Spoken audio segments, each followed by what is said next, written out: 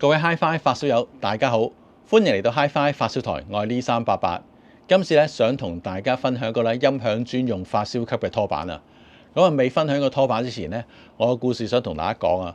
咁我有位朋友咧，我係經常去到咧玩音響啊，同埋呢個聽音樂㗎。咁有一次我過到去咧，我發覺咧冇我2個星期去之前咧咁好聲啊。咁嗰陣時我就問佢：到底你搞過啲咩嚟啊？點解冇之前咁好聲嘅咧？咁佢就話冇咩搞過啊。咁之後咧，我就試下行埋去套音響度望一望啦。咁嗰陣時咧，佢就醒起啦。佢就話咧，將呢個 CD 機同埋前級咧喺拖板上高2個位置咧調轉咗啊！即係本來插呢個 CD 機嗰個位咧，佢就插咗一個前級，前級個位咧就插咗 CD 機啊！咁既然係咁咧，我就同佢講，不如試下調翻轉再聽下。真係估唔到咧，調翻轉插之後咧，嗰個聲音可以話一天光晒啊！就係嗰次之後咧，我逢係試呢個電源處理器啊，或者呢個拖板咧，我都會嘗試咧試下唔同嘅位置，揾出最好嘅方案啊！咁我今次咧試呢個 Acoustic Rewind RTP6 呢個 Philo 呢個拖板咧，都有同樣嘅情況出現啊！咁如果大家想知多啲咧，咁就唔好行開腳睇落去啦。咁同埋咧，大家睇緊條影片咧，如果仲未訂閱 HiFi 發燒台咧，就快啲訂閱啦。咁啊，訂閱咗之後咧，你就會接收到好多影音相關嘅資訊啊，發燒友家訪啊，同埋有啲咩好嘅唱片買咧，都會我介紹俾大家嘅。好，唔講咁多，去片。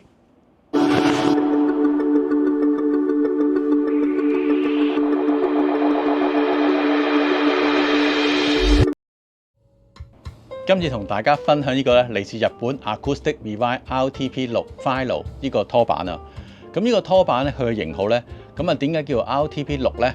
就因為咧我呢個咧就有6個位嘅。咁其實咧另外有呢個 RTP4 就有4個位，仲有一個咧 RTP2 咧就2個位嘅。咁至於 Philo 點解咧？咁其實咧佢哋嘅老總石黑神話咧，今次呢個咧係佢最後一個咧呢個發燒級嘅拖板啊，所以咧就叫做 Philo 啦。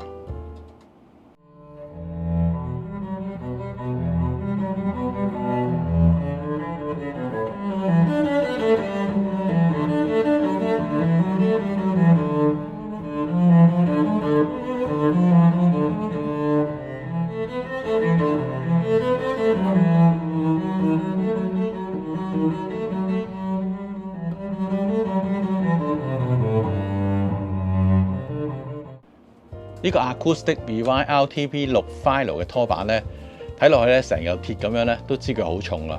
但係當我拎上手嗰陣時咧，真係比我預期咧更加重啦。咁其實呢個拖板咧夠重都好重要㗎，因為咧當你插啲電源線落去嗰陣時咧，特別啲粗壯嘅電源線咧，唔會話將呢個拖板咧令到佢反轉啊。咁佢咧就真係冇呢個問題啦。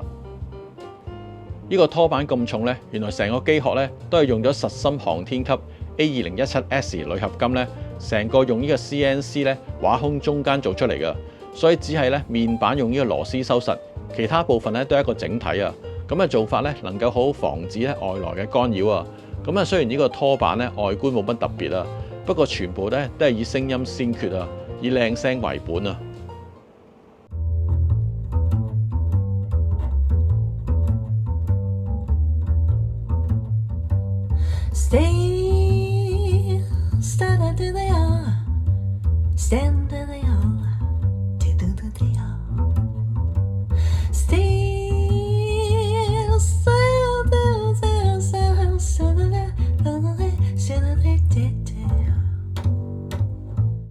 呢個6個位嘅拖板咧，係由2個一組，分為3組嘅鼓荷 GTX、NCF 嘅插座組成啊。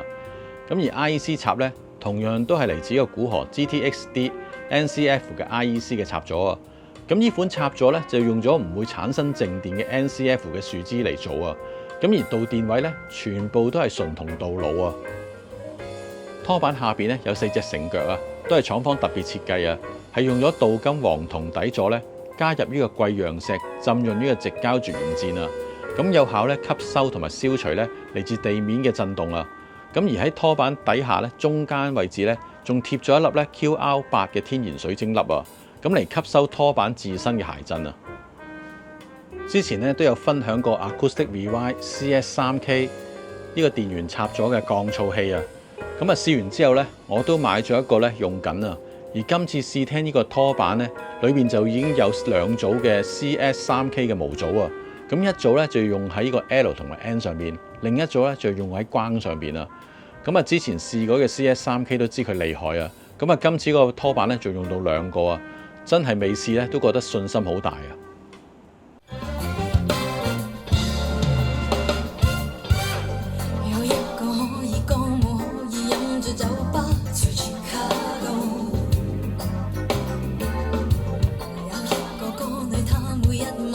場人客傾慕，但那酒保跟他最好。打開個拖板頂蓋咧，就見到裏邊咧冇任何線圈啊、電容嘅零件啊，係一個完全被動式嘅拖板啊。咁裏邊底部咧，全部都鋪滿咗呢個碳化矽，又稱為呢個金剛砂，仲有呢個電氣石同埋石英嘅粉末等等啊。咁而呢個 Philo 咧更加升級咧，加埋呢個貴陽石啊。咁呢個比普通嘅電氣石嘅遠紅外線咧個強度高出10%啊。咁而負離子嘅濃度咧更加比普通嘅電氣石咧高出咗400%啊。咁啊，當電流咧流入呢個拖板咧，就可以吸收同埋消除呢個電源嘅噪音同埋接地嘅雜訊啊。另外裏邊嘅接線咧，全部都係用晒呢個鐵氟龍絕緣層嘅 PC-CCC 2.8x2.4嘅超粗橢圓形嘅實心線啊。咁之後咧，再用呢個絲綢覆蓋啊，咁可以有效消除電源嘅高頻噪音，提升個 Ascent Ratio 啊。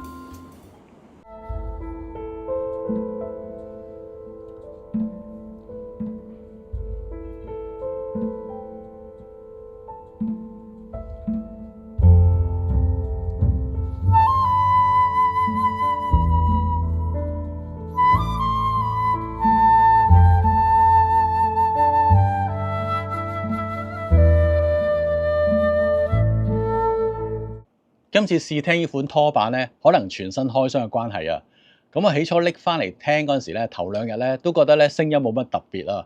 雖然唔可以叫衰聲，但係如果以價錢嚟計咧，好似有啲唔值啊。咁啊之後再諗翻咧，之前我試聽同廠嘅 CS3K 電源燒噪器咧，嗰陣時咧都需要時間煲佢啊。咁呢個拖板裏邊咧，佢仲有2份呢個模組啊，所以要花啲時間煲佢都唔出奇啊。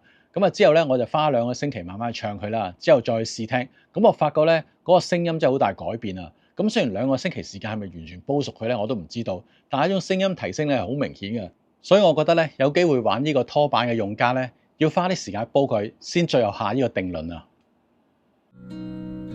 我依然，而我竟然還是覺得你最好，即使你離開，我熱情未改。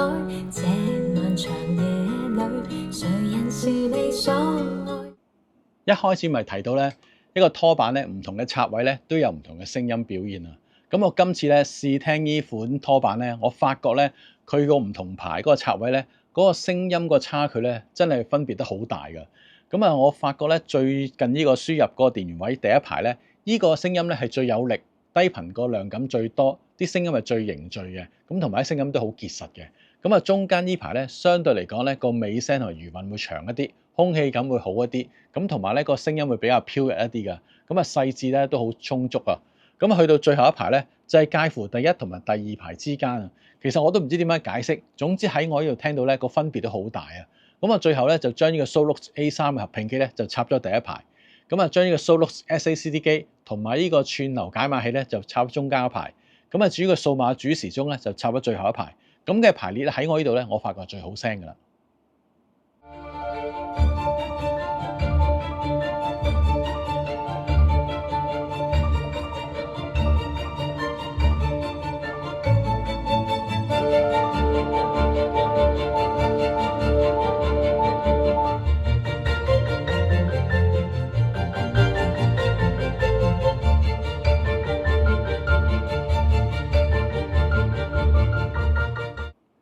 今次試聽完呢款拖板咧，我發覺佢咧整體嚟講咧係真係冇咩陰染㗎，咁同埋咧音色咧係完全唔重㗎，可以話咧將嗰個器材本身嘅聲音特性咧都完全反映晒出嚟啊！咁同埋整體咧真係靜咗㗎，唔會話咧削高削低咧，令到啲聲音咧了無生氣啊，好死寂啊，同埋乾硬嘅感覺啊！咁同埋咧，就算部合併機咧插埋落去咧，都唔會一種限流抑壓感覺啊！咁同埋咧，稍微咧將個聲音密度感同埋質感咧都加強咗啊！咁令到啲聲音咧更加有一種像真逼真嘅感覺啊！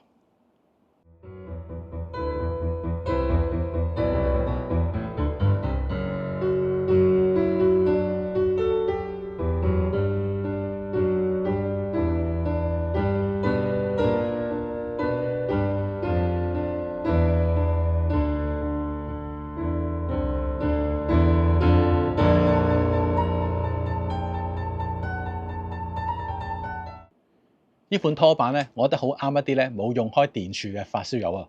不過就算用開電柱咧，可能有啲發燒都覺得咧部後級咧插埋落個電柱上高咧，會聲音上高有啲抑壓啊。咁我覺得咧呢一款拖板咧就好啱啊，因為咧始終咧你嗰個後級咧直接插牆咧都會覺得唔夠靜啊。但係插咗落去呢度咧，唔單止係靜咗啊，其實聲音咧都可以明顯聽到有所提升㗎。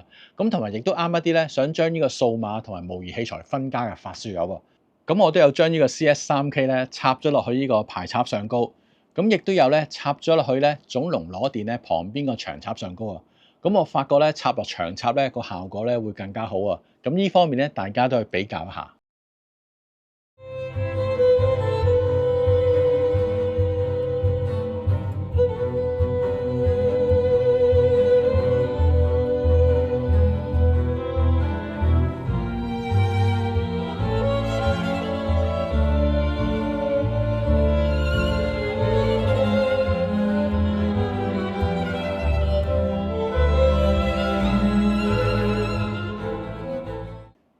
今次試聽完呢款 Acoustic Rewind 呢個 Philo 嘅拖板咧，咁我覺得咧佢真係貴買平用啊！因為成個拖板咧佢都做晒調聲啊！咁我試過咧用唔同嘅釘剪咧去承起呢個拖板咧，我發覺咧個聲音咧都唔夠平衡嘅，咁啊真係可以慳翻好多咧發燒嘅補品啊！咁同埋有啲咩唔好處啦？咁我覺得咧投訴都係投訴佢嘅樣啊，真係太過簡單啊！不過咧始終依間廠咧佢哋都係以呢個聲音為先啊！咁同埋拖板咧，始終都係擺喺音響器材後邊啦。咁平時都睇唔到啊，所以呢方面咧我都唔投訴佢啦。好啦，今次嘅影片咧就差唔多啦。如果大家喜歡 Hi-Fi 發燒台影片咧，都可以咧 scan 一下畫面上嗰個 QR code，成為 Hi-Fi 發燒台忠實會員，俾啲實質支持我。下條片見。